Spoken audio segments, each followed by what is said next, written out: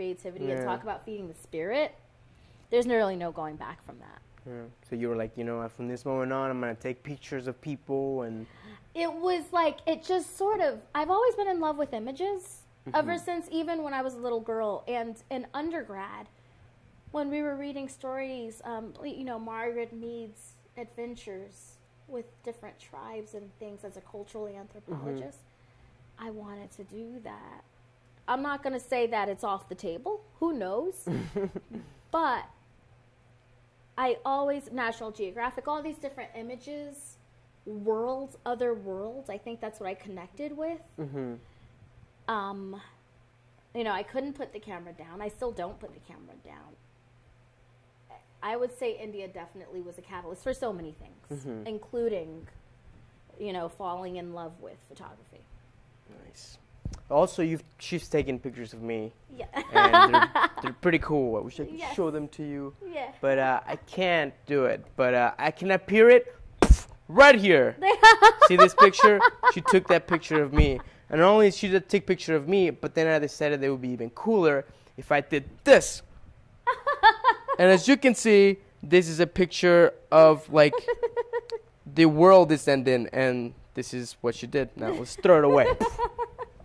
But anyways, yeah, thank you for taking those pictures of me. Of course. Now let's go back to my little notebook of things. All right, so you went to college for sexuality and... Women, gender, and sexuality for undergrad, and graduate degree is business, so I have a business degree. Nice.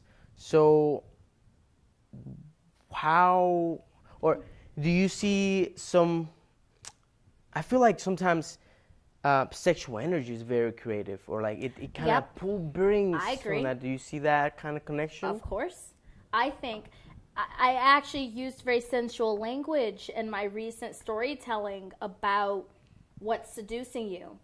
Last month, I had a conversation with a friend who's in Pakistan, and we were messaging back and forth, and he said, "Tell me about the last time you were seduced." That is very sexual charged and very sensual question.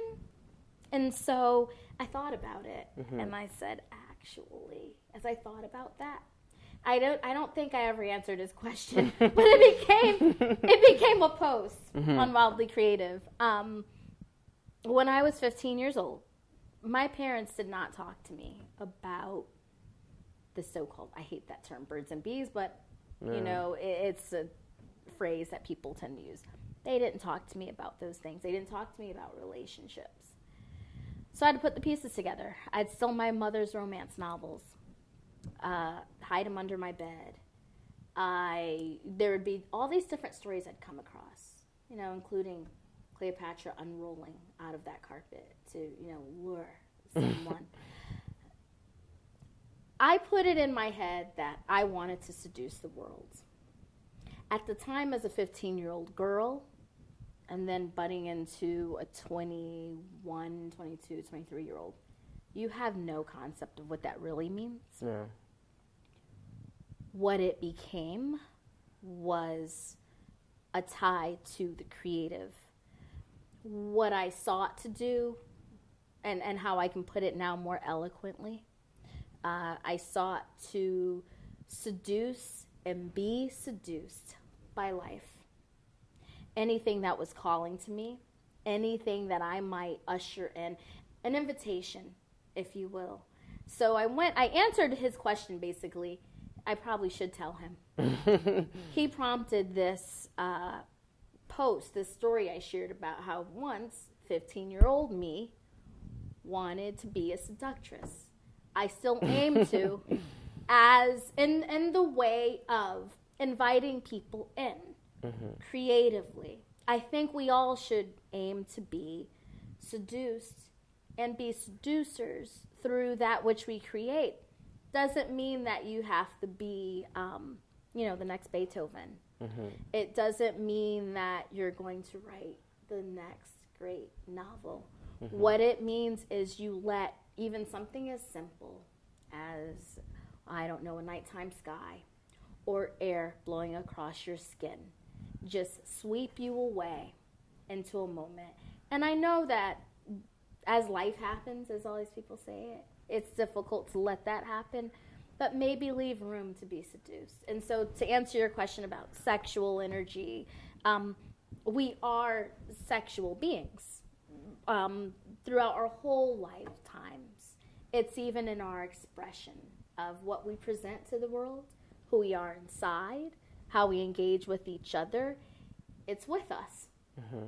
So it's not always a negative thing, which is, of course, a stigma in our culture. And I think there's a lot more work that needs to be done even talking about that. But there is a tie to the creative. And, of course, as we know, famous stories of creativity and sexuality blurring together. Yeah. And not always nice, neat, packaged ways. True. And I think you know, if you see anybody that does anything great, you know, you see somebody that's making pancakes in a really awesome way, flipping them around. Yeah. There's this kind of, that's kind of sexy. Yeah. Like, but it's just doing something normal. There's something provocative and inviting about it, exactly. right? And there's something juicy about it. It doesn't always mean there's something dark and salacious when we use those words and terms. Yeah. It's, you can become entranced, and your beloved actually isn't even always a person. It can be that moment, right, where you're just entranced and encapsulated, and then that might lead to you wanting to then go create. True. Yeah. And there's many people that I've met that have that inspire me by doing those things. So I guess the message to all of you: just be creative to whatever you want to do. Just be creative and do that thing that you wish to do. I agree. Like if you have something that you just want to try or do it. Try it. I had a friend. He'll be tickled pink by me sharing the story, actually. He plays video games. He's played video games for many years. I also am. I've had a long dysfunctional relationship with Mario Brothers. So I understand video games to some degree. Well, he's particularly played in these multimedia online games, MMOGs, or role-playing, they're called. And he said to me what video games taught him was that it's okay to just try. And if it didn't work, you could try again. And I mean, of course, in video games, if you die, you can come back and things like that. Unfortunately, there's going to be no reanimation or no zombie things going on. But what he said clicked to me, and what I tie to creativity and a lot of things. A lot of people say to me, they don't know how I have all the energy I do. How do I do all the things? Yeah, where are the batteries? Where are the batteries that you get on? I don't have any batteries, and you know what? This is probably bad to say. I don't even take vitamins. I don't. So it's like one of those things. It is true that when you are inspired, that carries you. When you know how and when to say yes. I mean, it's also important to know when to say no, too. So I'm not of the movement that says just say yes. But yes comes into play when you want to do something and you're not sure how to make room. If you say yes, room will appear. It will all happen. I'm a big believer of that. I've done, when I was telling you that I started those 2 after-school programs and that statewide internship, I was doing those things both at the same time. Wow. When I was in grad school, I was a public affairs major and in grad school, and I think at one point doing a fellowship. And then when I left that, I was off doing something else.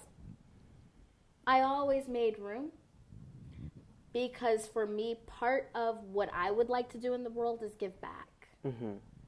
And part of how I give back is through showing my love and my passion.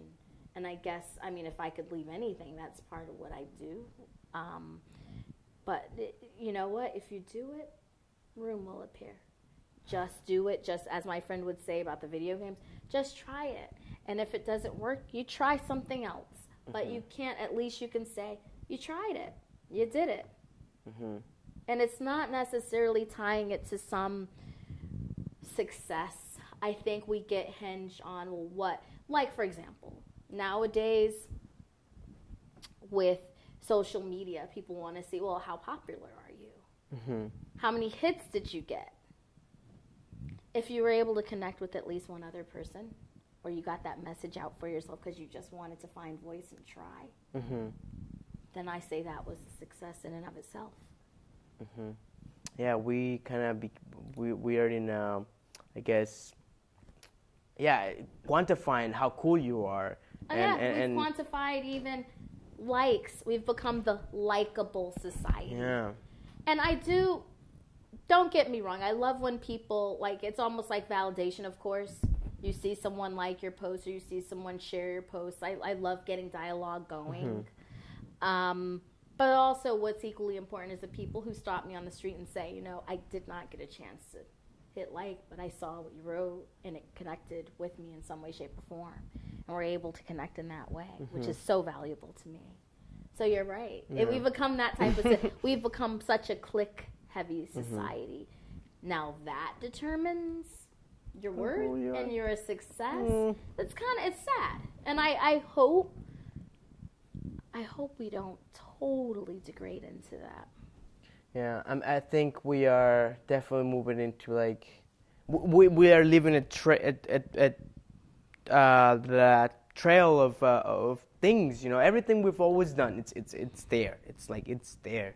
So you better start doing awesome things because it's gonna haunt you later. Well, you've got to be careful. I mean, this is something very interesting, especially with a lot of the stuff I do. I'm so public. I've been public for a really long time, whether it was here or whether it was in New Haven, or you can Google my name. So all sorts of stuff comes up of the work I've done.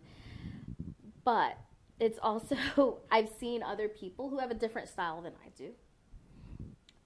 We just have to be very mindful and intentional what we're putting out there. And I'm not coming from the perspective of don't air your dirty laundry, because who would I be to dictate to someone how they find their voice? But it also is about impact. I think, sadly, and I just talked about this with social media being used to public shame, or some parents now using social media to, march their kids out and teach them how to do the right thing. But it's actually being used as a shaming tool. Yeah. It's just crazy that some parents, that's crazy if people would do that. Well, and I think what it is that in some cases, to the credit of some of these parents in these cases that I'm thinking about, they're fighting for not only their lives, but the lives of their children. And they're probably feeling like, I'm at a loss. I need to do something. But I also find, too, it's become a culture. Now that we're behind a screen, we've become more connected and disconnected at the same time. We've never been more connected and disconnected at the same time, so that the screen dehumanizes in a way. I can say whatever I want, right? Insult. Be whoever I want, right? Without looking at how it's really harming and infecting and impacting that person.